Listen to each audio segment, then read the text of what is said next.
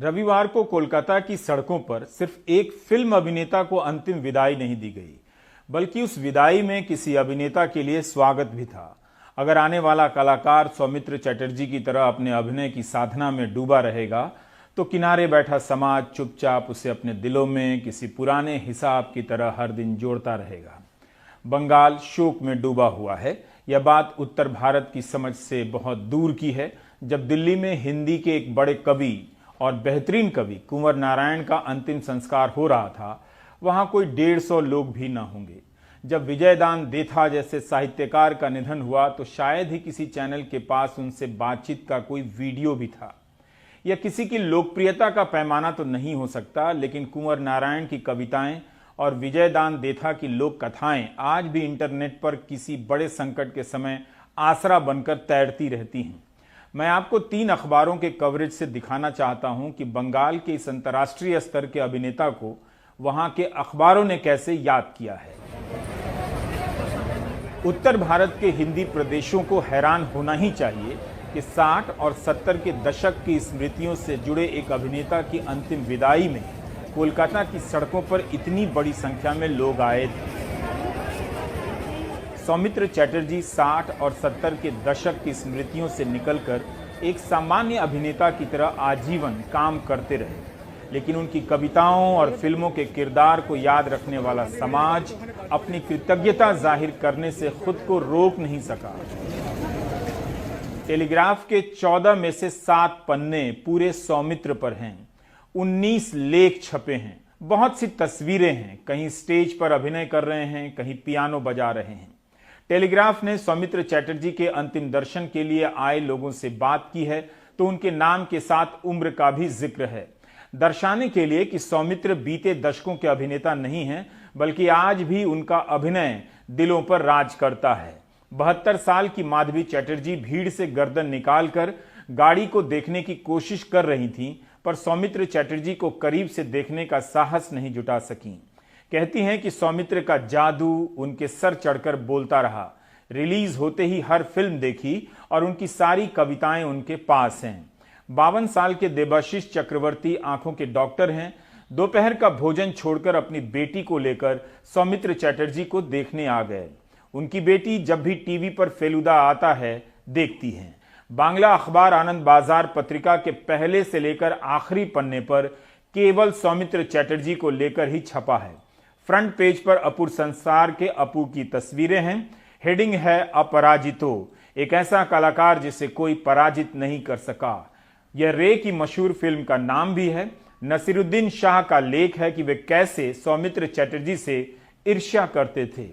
8वें पन्ने पर श्याम बेनेगल का लेख है। 9वें पन्ने पर छपा है कि बांग्लादेश में सौमित्र को कैसे याद किया गया है। आनंद बाजार पत्रिका के खेल के पेज पर भी सौमित्र चटर्जी के खेल के किस्से हैं। कोलकाता के ईडन गार्डन में होने वाले सभी क्रिकेट मैच देखने जाया करते थे। क्रिकेट उनका शौक था। सुनील गावस्कर ने सौमित्र चटर्जी को याद किया है। अगर आप इन लेखों को हिंदी अनुवाद कर देखेंगे तो पता चलेगा कि अखबार ने सौमित्र के जीवन को पाठकों तक लाने में कितनी मेहनत की है। ये ए समय अखबार है। इस अखबार में भी शुरू से लेकर अंत तक सौमित्र चटर्जी का कवरेज है। बांग्ला कवि श्रीजातो का लेख छपा है। ए समय की हेडिंग है अपुशेई निश्चिंदीपुर, मतलब जहां चिंताएं समाप्त हो जाती हैं वहां अपू चले गए हैं। मैं आपको बस इतना बता रहा हूं कि बंगाल की लोक संस्कृति में सौमित्र चटर्जी की क्या जगह थी और उनके जाने के बाद वो लोक संस्कृति किस तरह से सतह पर आकर उन्हें सलाम करती है। फ्रेंच फिल्मकार कैथरीन बर्ज ने सौमित्र चटर्जी पर एक डॉक्यूमेंट्री बनाई है। इस डॉक्यूमेंट्री में सौमित्र चटर्जी बता रहे हैं कि 1992 में जब सत्यजीत रे का निधन हुआ था तब कोलकाता में अनगिनत लोग सड़क पर उतर आए थे। सारे इंतजाम फेल हो जाते मगर लोग खुद ही अनुशासित हो गए। कोई भगदड़ नहीं मची। वो वीडियो भी देखकर लगा उस डॉक्यूमेंट्री में है कि लोगों ने जता दिया कि वे सत्यजीत रे के शोक में शामिल होने आए हैं, ना कि सेल्फी लेने आज की तरह। यह कोई पहली बार नहीं है। 2013 में जब फिल्म निर्देशक ऋतुपर्णो घोष के निधन पर कोलकाता को देख इसी तरह हैरान हो गया था। बांग्ला न्यूज चैनलों पर कवरेज का स्तर इतना अच्छा था, उतनी गंभीरता और बारीकी शायद ही हिंदी के चैनलों पर किसी फिल्म और थिएटर से जुड़े किसी शख्सियत को हासिल हुई हो या मैंने देखी हो। 2012 में ज्ञानपीठ पुरस्कार विजेता सुनील गंगोपाध्याय की अंतिम विदाई के कवरेज ने भी हतप्रभ कर दिया। मैं वहां था, दोनों बार कोलकाता में ही था। कई दिनों तक कोलकाता के अखबारों में सुनील गंगोपाध्याय के मित्रों के संस्मरण छपते रहे। आप तो मेरे कैरेक्टर के लिए कुछ ज्यादा ही लंबे हैं, आपका कद बहुत ही ऊंचा है। ऐसे ही कुछ सत्यजीत रे ने सौमित्र चैटर्जी को कहा था जब वो पहली बार मिले। सत्यजीत रे ढूंढ रहे थे एक आर्टिस्ट को जो रोल प्ले करेंगे ओपू के। ओपू एक कैरेक्टर है जो ओपूर संसार में हीरो, 5 फीट 11.5 इंच। ये हाइट अल्टीमेटली वैसे कोई रुकावट नहीं डाली। 1959 में ओपूर संसार रिलीज हुआ, उसके साथ सौमित्र चैटर्जी का डेब्यू। और ओपूर संसार तो आज वर्ल्ड सिनेमा में एक क्लासिक है। और सौमित्र चैटर्जी उस दिन से हर बंगाली के दिल में उन्होंने एक जगह बना लिया। उस फिल्म में एक डायलॉग है जो हर एक को आज याद आती होगी। और डायलॉग अगर मैं हिंदी में ट्रांसलेट कर भी पाऊँ, वो बेसिकली सौमित्र चैटर्जी कहते हैं कि जिंदगी का मतलब ही होता है जीना और मैं जीना चाहता हूँ। उस दिन से आप कह सकते हैं सौमित्र चैटर्जी का हर बंगाली घर के अंदर आना। ये बंगाली घर के अंदर आना ये शायद बोलना गलत है। जो भी वो फिल्म देखे उनके दिल में सौमित्र चैटर्जी के लिए जगह ज़रूर होगा। और उसके बाद एक से बढ़िया एक फिल्म चारुलता, झिंदिर बूंदी, आकाश कुसुम और सौमित्र का जगह हर सिनेमा लवर के दिल में बनता गया। बंगाल में शायद कुछ लोग कहेंगे ये सब थोड़ा आर्ट हाउस फिल्म्स थे, लेकिन वो भी बदल गया इन द 1970s जब सत्यजीत रे ने प्रोड्यूस किया फेलुदा का कैरेक्टर। फेलुदा जो बस 2 ही फिल्म में सौमित्र चैटर्जी ने एक्ट किया। एक था जॉय बाबा फेलुनाथ और उसके पहले सोनार केल्ला। ये फेलुदा का कैरेक्टर था एक हॉटशॉट डिटेक्टिव का, और ये कैरेक्टर बहुत ही फेवरेट बन गया हर घर का, बंगाल में और बाहर भी। बहुत बढ़िया ये डिटेक्टिव स्टोरीज थी, सत्यजीत रे का लिखा हुआ, और फिल्म्स भी बहुत ही एक्साइटिंग थे। और अचानक सौमित्र चैटर्जी जस्ट एडल्ट्स के लिए एक्टर्स, उससे बन गए बच्चों के लिए एक्टर, माओं के लिए, बीवियों के लिए, पिताजियों के लिए, भाई के लिए, बहन के लिए, सब के लिए सौमित्र चैटर्जी बन गए हीरो। अक्रॉस जनरेशंस फेलुदा ने जगह बना लिया और वो जगह कभी उन्होंने छोड़ा नहीं अंत तक। 2019 में भी उन्होंने जो फिल्म बनाए वो अपना ही उम्र का रोल उनको दिया जाता था। इनफैक्ट जो यहाँ पे सिनेमा के स्क्रिप्ट्स लिखते हैं वो सौमित्र चैटर्जी को सेंट्रल कैरेक्टर बना के वो फिल्म स्क्रिप्ट्स करते थे। अंत तक सौमित्र चैटर्जी घर घर में, बॉक्स ऑफिस में एक बहुत ही ड्रॉ रहे। क्यों?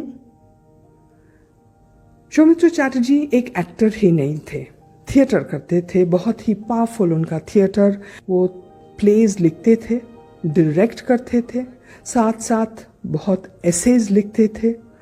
पॉलिटिकल उनका एक प्रेजेंस था, कविता लिखते थे और पेंटिंग भी करते थे।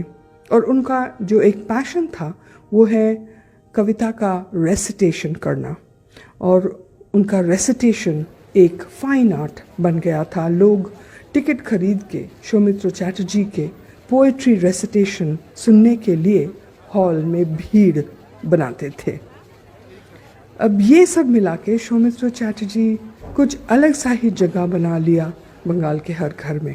हिंदी चैनलों पर ऐसे किसी गंभीर अभिनेता के निधन पर भी गाने चलाए जाने लगते हैं, डायलॉग चलने लगता है और उसी से सारी जगह भर दी जाती है, एडिट में एक्शन भर दिए जाते हैं। इसके उलट बांग्ला चैनलों पर गंभीर बातें चल रही थी। लगा कि वहां के पत्रकार एंकर अपनी कला संस्कृति के बारे में जानते हैं, सौमित्र के बारे में गूगल सर्च कर नहीं आए हैं, उनकी फिल्में देखी हैं, नाटक भी देखे हैं। कई चैनलों पर सौमित्र चटर्जी के थिएटर के क्लिप चल रहे थे जो कला और संस्कृति, राजनीति के भौंडेपन के कवरेज के कारण कभी फ्रंट पेज पर नहीं दिखती है। सौमित्र के कारण राजनीति उसके सामने रविवार को और सोमवार को फुटनोट्स की तरह नजर आ रही थी। बंगाल से फेलुदा का चले जाना, सत्यजीत रे की फिल्म अपूर संसार के अपू का चले जाना, उस शोक को समझने के लिए उत्तर को पहले पूरब की तरफ मुड़ना होगा। पता चलता है कि एक फिल्म और एक किरदार कैसे एक समाज का आज भी हिस्सा बना हुआ है। सत्यजीत रे ने जासूसी कहानियां लिखी हैं जिसके किरदार का नाम है फेलुदा। बांग्ला के दर्शकों ने फेलुदा के किरदार में सौमित्र को अपनी नजरों में इस तरह से उतार लिया कि जब सत्यजीत रे के बेटे संदीप रे ने सौमित्र के अलावा सब्यसाची चक्रवर्ती को लेकर फेलुदा बनाई तो वे हमेशा सौमित्र के अभिनय के फ्रेम में ही देखे जाते रहे। सौमित्र चटर्जी किसी आलीशान घर में नहीं रहते थे। गोल्फ ग्रीन इलाके में उनका यह मकान बता रहा है कि इसमें बांग्ला फिल्म का सबसे बड़ा स्टार रहा करता था, मगर इस मकान में उनका स्टारडम नहीं रहा करता था।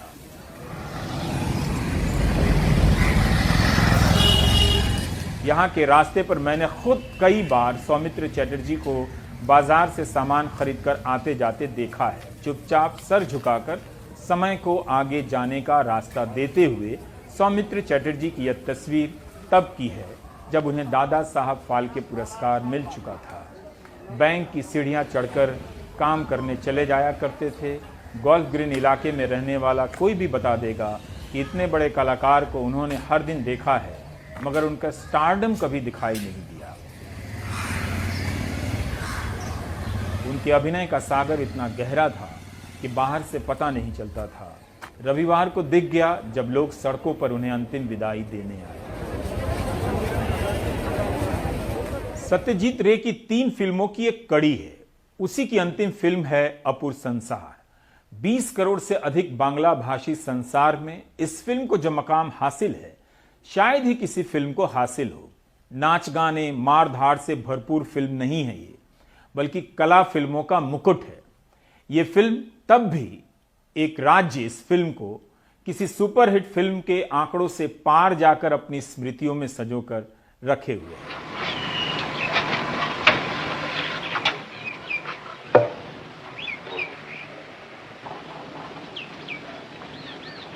हावड़ा जिला स्कूल से निकलकर दुनिया भर में छा गए।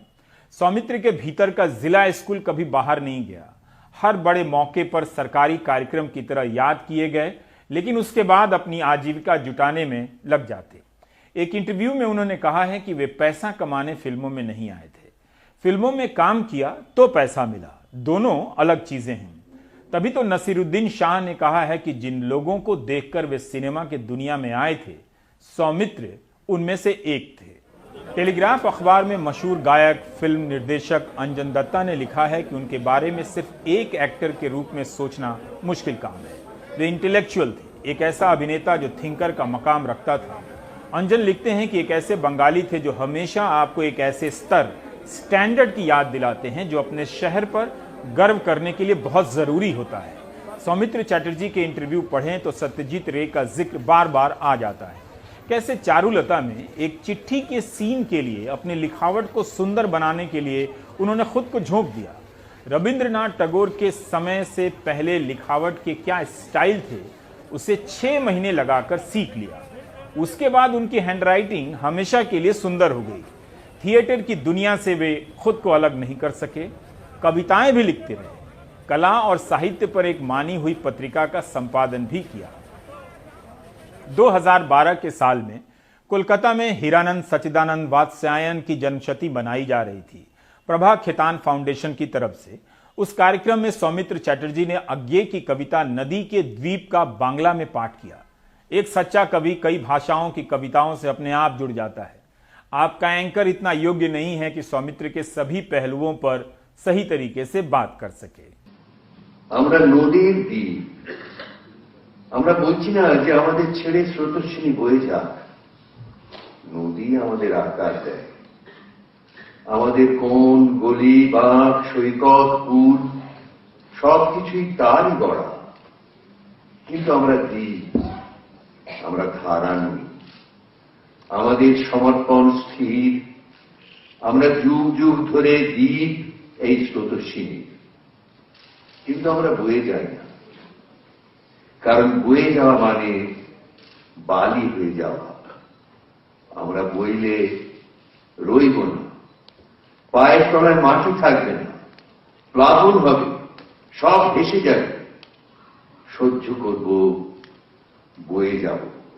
मैं प्राइम टाइम में सिर्फ इसलिए याद कर रहा हूं कि हिंदी प्रदेश के दर्शकों को पता चले कि जिस राज्य में हम रोजी रोटी के लिए सबसे पहले गए, वहां के एक बड़े कलाकार को कैसे विदा किया गया है। उस समाज में हमारे लिए सिर्फ रोजी रोटी के अवसर नहीं थे, बल्कि कला और संस्कृति का ऐसा समंदर था जिसे देखने, समझने और सहेजने से हम शायद चूक गए। मेरी सारी जानकारियां बहुत बुनियादी हैं, शायद सतही भी। शर्मिला टैगोर हमारे साथ हैं, हम उनसे बात करना चाहेंगे। शर्मिला जी, सौमित्र चटर्जी का जाना बांग्ला फिल्म संसार के एक दौर का खत्म होना नहीं है, बल्कि उस दौर का याद आ जाना भी है। जिस तरह से लोग सौमित्र चटर्जी के फ्यूनरल प्रोसेशन में चल रहे थे, उससे तो यही लगा कि सत्यजीत रे के दौर की स्मृतियां या मृणाल सेन की फिल्मों की दौर की स्मृतियां कितनी ताज़ी हो गई हैं। आप हिंदी और बांग्ला दोनों दुनिया की अभिनेत्री रही हैं, आप इसे कैसे रिफ्लेक्ट करना चाहेंगी इस पर? सौमित्र चटर्जी और बांग्ला सिनेमा संसार को कैसे प्लेस करेंगी, ना सिर्फ बांग्ला जगत में बल्कि पूरे भारतीय फिल्म संसार में? What we witnessed at the funeral procession yesterday was the city of Calcutta's appreciation of everything that Soumitra Chatterjee stood for. He was a colossal figure of Bengali literature and the performing arts. When he passed at the age of 85, he was an active professional who felt passionately about his work. In fact, he went straight from work to the hospital. Soumitra Chatterjee's work as an actor has been and will continue to be a part of a rich legacy of world cinema. But that is not all.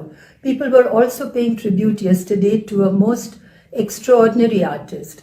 At the time of his passing, he was still one of Bengal's most sought after screen and stage actors. But he was more than that. He was a writer, he was a poet, playwright, painter, and orator. People would flock to hear him read and recite poetry. On several occasions, I have accompanied him on stage where we have both read together. I remember being enthralled by his readings. Because of him, so many poets and writers became known to the public. I should perhaps also mention that everyone who walked yesterday, or also who did not, would have felt his passing as a personal loss. For several generations of Bengalis, he is Feluda, the popular sleuth of Satyajit Ray's detective fiction. Satyajit Ray chose Soumitra to play the part that many say was an alter ego of Ray himself. If there is any regret I have, it is that I feel that the legacy of Bengali filmmakers like Satyajit Ray, Mrinal Sen, Hrithik Ghatak and Tapan Sinha, in whose film Soumitra has delivered so many excellent performances, is perhaps better known as part of world cinema than Indian cinema. हम सब जानते हैं कि बंगाल शोक में डूबा है। मैं उस वक्त कोलकाता में था जब ऋतुपर्णो घोष का निधन हुआ था। हैरान था कि फिल्म निर्देशक के लिए लोग कितनी बड़ी संख्या में सड़कों पर थे। टीवी चैनल्स पर कवरेज की क्वालिटी ने भी हैरान किया कि एंकर उनके काम के बारे में डिटेल के साथ बात कर पा रहे हैं।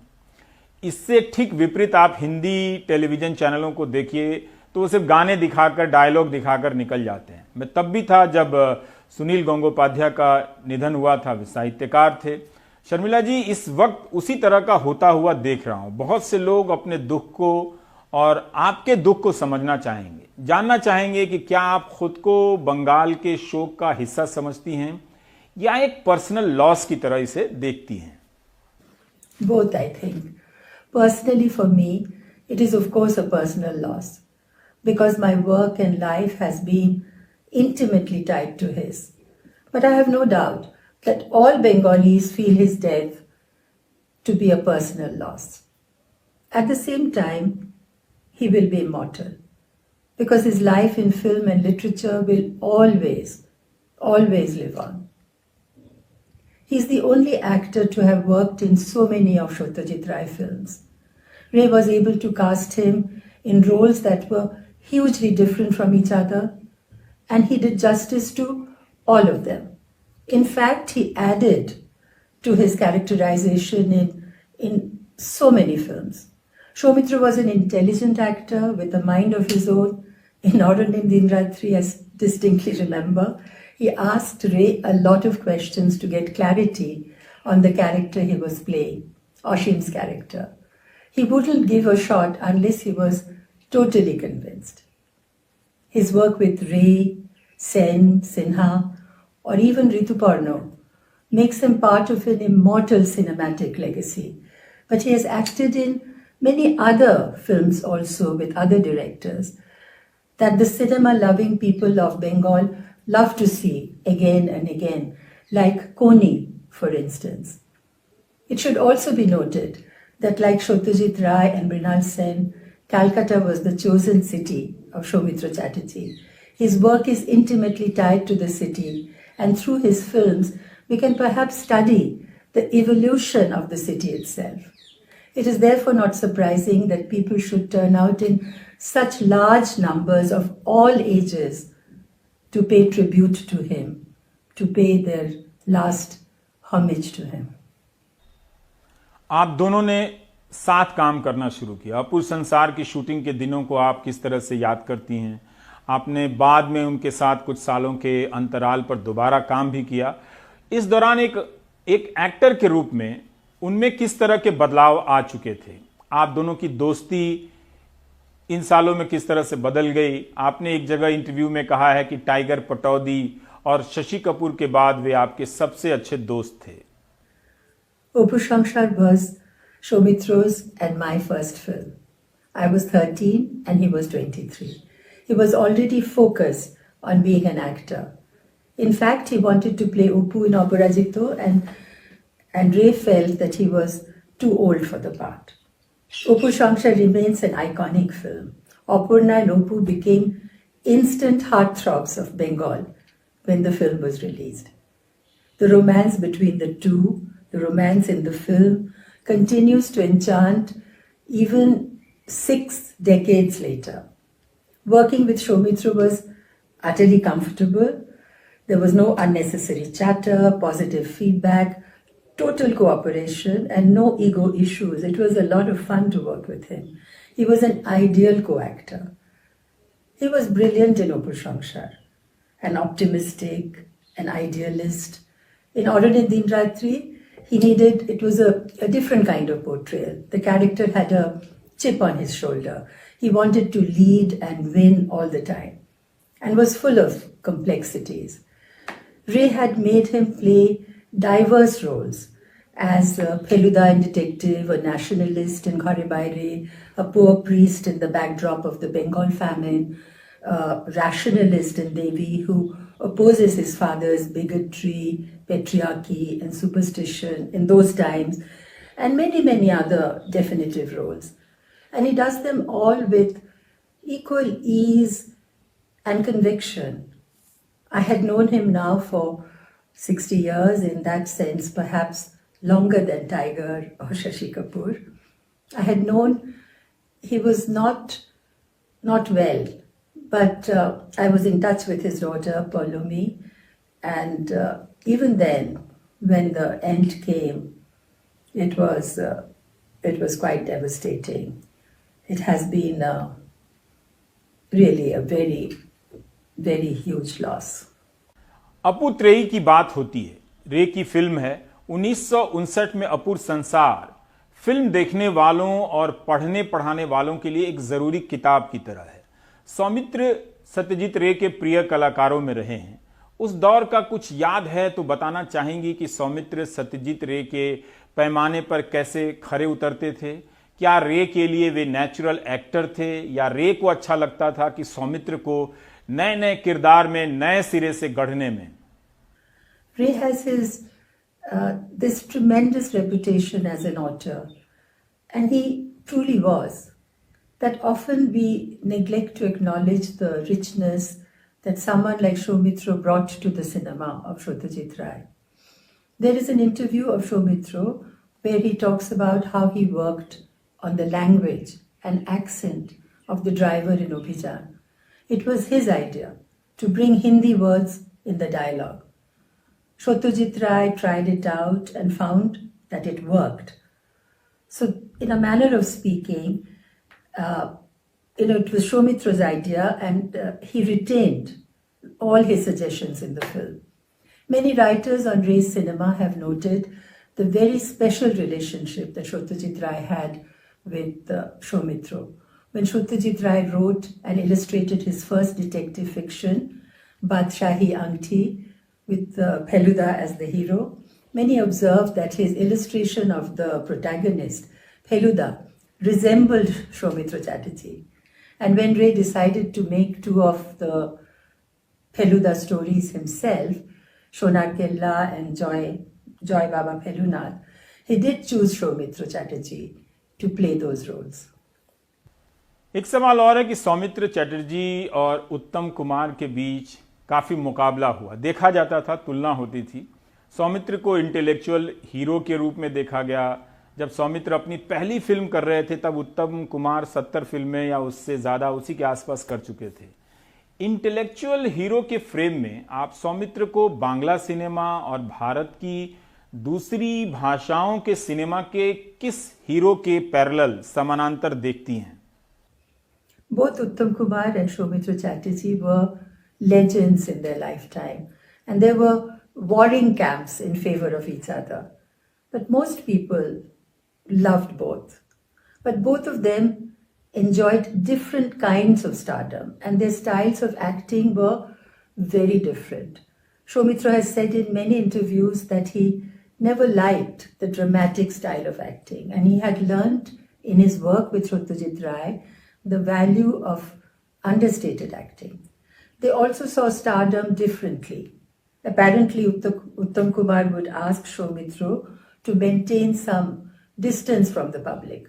But Soumitra did not quite believe in that idea of stardom. एक लंबा करियर रहा है सौमित्र चटर्जी का, मगर जीवन बहुत साधारण।